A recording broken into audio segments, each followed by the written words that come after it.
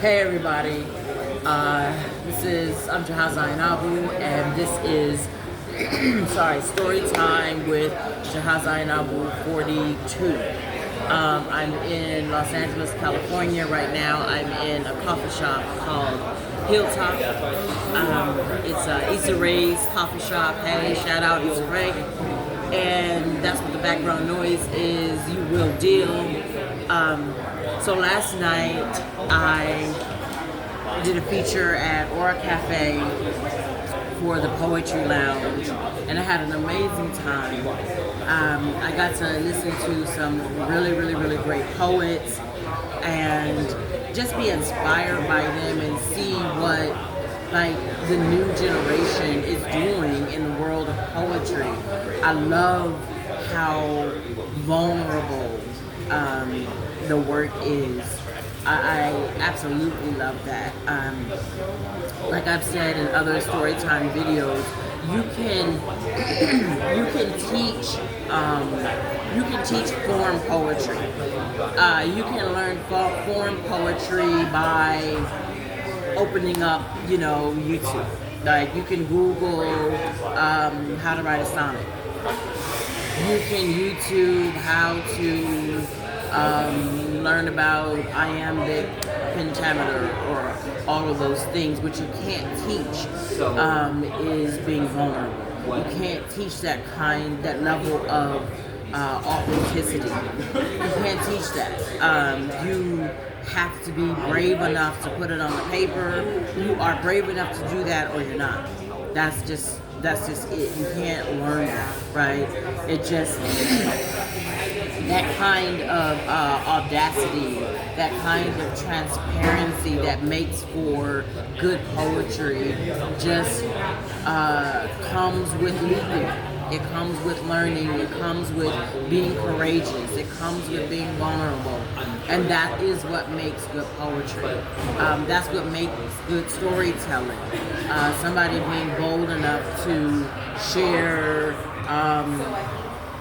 their breakup story, their heart story, their whoop-de-whoop story. I think I might read some poems, but I don't know. If I find some, then I will.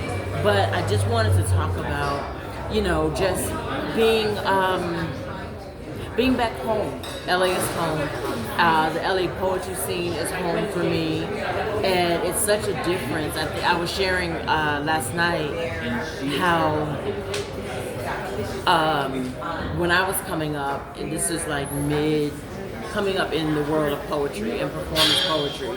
When I was coming up, mid 90s, actually early 90s, like 92, 93, a lot of us were booked in clubs.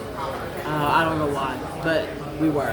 So we were booked in clubs, and not even clubs that were conducive to a poet being in. It was just kind of like the DJ would be doing his or her thing, and then the room would stop. The DJ would stop for your poem, which is a little intimidating.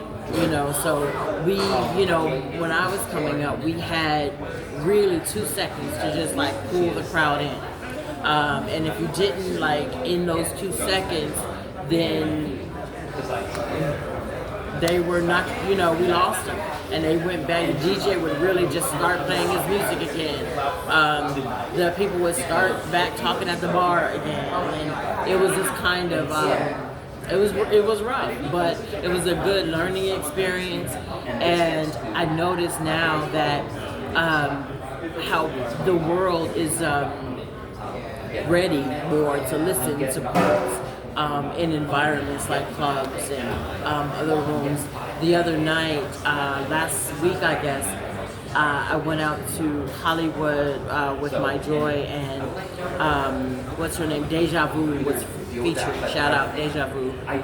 She was the featured poet at this club in Hollywood, and it was like going full circle, because I remember being that poet booked in a room in Hollywood. I remember, the bar, and I remember having to sometimes compete with the patrons at the bar. I remember that, but just walking in and seeing her standing there holding court with a bar just filled with folks actively listening to poetry. I was so proud just how far we've come. So that was a really, really, really good moment for me, just seeing that. Because I remember, like I said, I remember being her. And I was on the other side. I remember being her and looking over, and there's a 56-year-old woman, and I'm waving to. And that night, I was the 56-year-old woman, and she was the young poet, spilling her heart. And she was the poet with all these memorized poems. And I don't think I have one poem in my head. I have long given that up. I have, like the poet said last night, I have retired from memorizing poems. That is not going to happen again. And I'm cool. But so just like it was, like I said, in Hollywood that night, it was a full circle moment. So, there was that. And I love how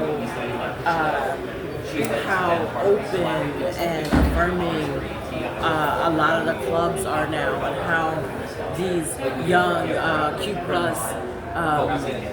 people are able to express themselves and be themselves, and in a space where they're not receiving hate. Like I remember way back in the day in the Poetry Lounge, there was Edwin Bobby, who was open and out, and he would do poems about being gay, but there wasn't a lot of that.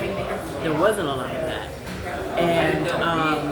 and so I felt for that Q+ person who was in the audience, who wanted to be brave enough to stand on stage and share, and maybe he or she couldn't because feeling afraid or whatever, but it's not that day anymore in a lot of venues, specifically at the Poetry Lounge, and shout out to the Poetry Lounge for being that open. And so there are so many spaces where you can just just be yourself and literally write yourself free. My Joy has a workshop in Long Beach called Write Yourself Free, actually. And in that space, people, what I love about that venue, Write Yourself Free specifically, I love that My Joy does not pull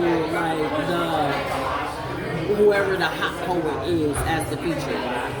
She actively and purposely seeks out that poem or that poet who might be reading from her paper and is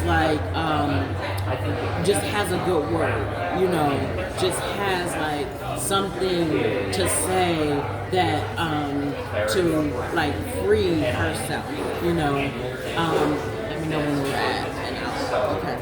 You heard the clock. It's 8:45. Right. So she can. But I love that. Back to what I was saying. So she can. So we're there, and then the prompts are great.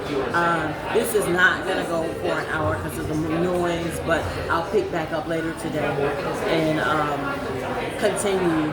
I will do a part 2 of Storytime 42. So I'll pick back later today, but I just want to drop that nugget in now.